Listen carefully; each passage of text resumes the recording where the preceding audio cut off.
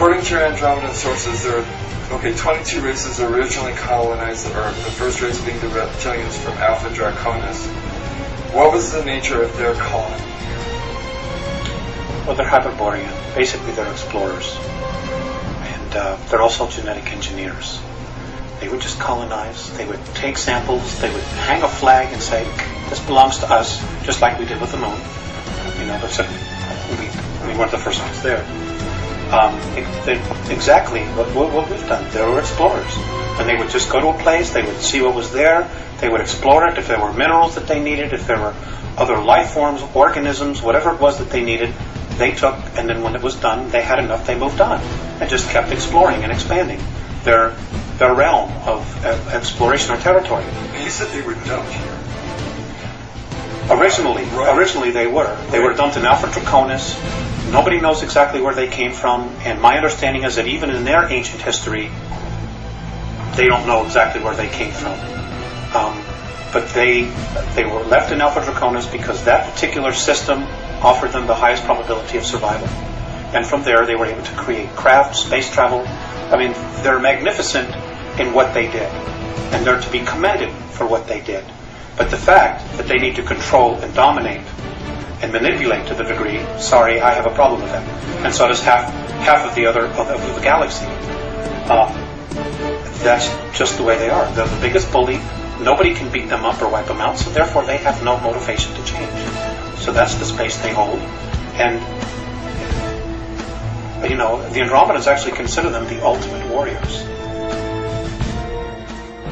Because we need to be free. We need to have our shackles that we've been put around us let go of, so that we can really evolve. And we have awesome potential. We really do.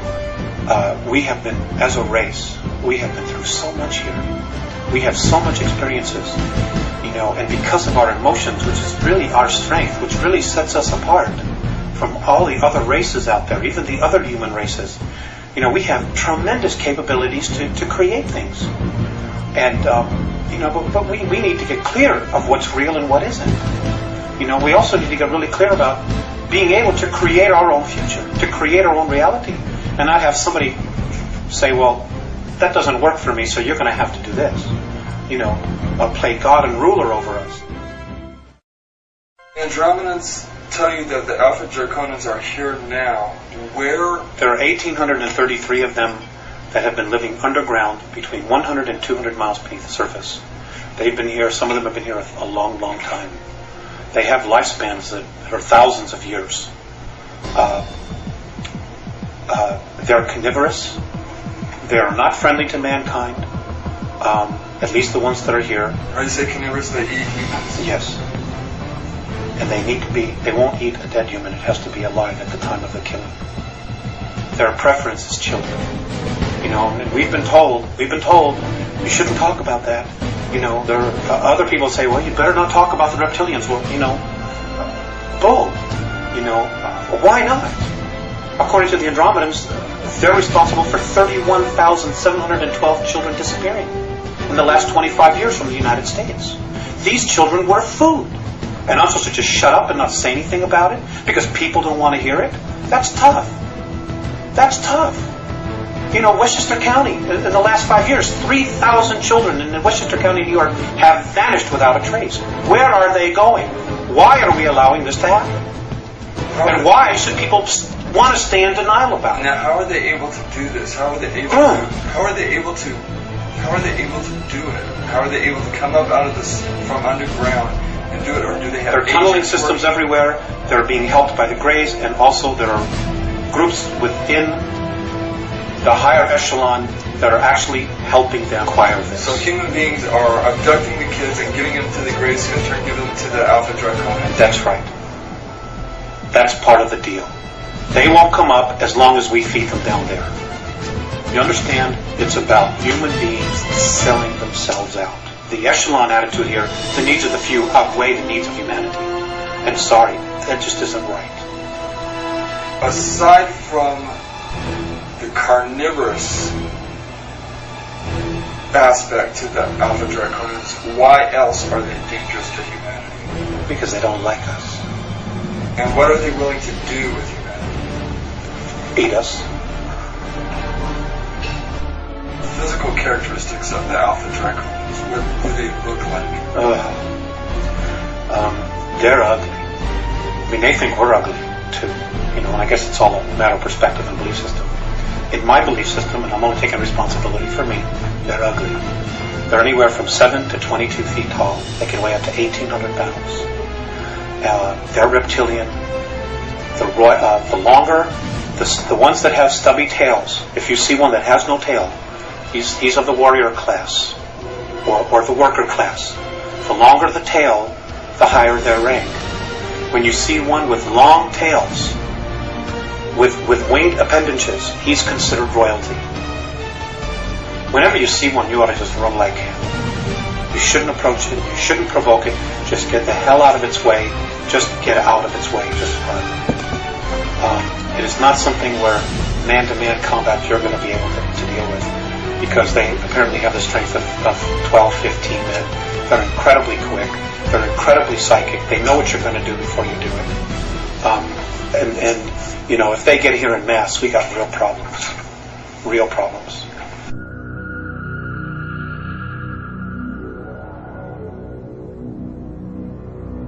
Could you describe the human military bases on the dark side of the moon, Mars, and the Mars probes as related to you by the Andromedanos, and how the Alpha Draconis fit into this scenario? The Mars probes, the Russian and the US one, they're gone. They were destroyed. They're history. There's no secret here about, well, it's taking pictures privately. You know, and it doesn't matter whether you believe that or not. It's history. Okay. March of '89, the Russians took pictures. Mars was invaded. We had a human colony there of 300,000, so I'm told. One was underground, one was above ground, Adam and Eve. They are conquered. They're being taken over. The human beings that are from Earth, that volunteered or were kidnapped to go there, are in deep trouble. Many of them have already been eaten. Some of them have already been killed. There is nothing we can do here as a race to help them. So that was Mars was conquered by the Alpha Draconis? That's right. They came in, and there's 100,000 of them there. They have approximately 2,111 scout craft there. They're in an area underground that is 64 square miles, known on Mars as the area of Tempe Terra. That's where their base is. It's an ancient base that they had. It's over 1 million years old, and the last time it was in full bloom was 317,000 years ago. Now, if we begin to train all our telescopes on that, are we going to be able to see activity going on there? I suppose that we would. I have a feeling that they already are seeing incredible amounts of activity, but they're not allowed to say it. They're just not allowed to say it. Nor, who's going to want to jeopardize going to jail, being ridiculed, being fired, giving up everything they have to come up and say, well, I'm an astronomer, and I was looking at Mars, and I saw alien craft, and I know there's a base there, and it's being conquered by reptilian aliens. Who's going to have the guts to come up and say it? Nobody in the power elite. Nobody wants to blow their mortgage. But somebody's going to have to, right?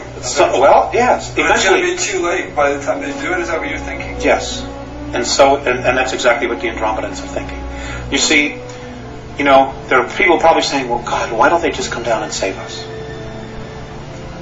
There's a lot to that. Number one, if we're rescued, we don't permanently evolve ourselves. Number two, we won't take responsibility. If something goes wrong, we can always blame it on them. Number three, it doesn't just change our reality, it changes their reality as well. Number four, the Andromedanos and most of the other benevolent races, they don't want to have to come down here and babysit us. That's not their job. It's not their job at all.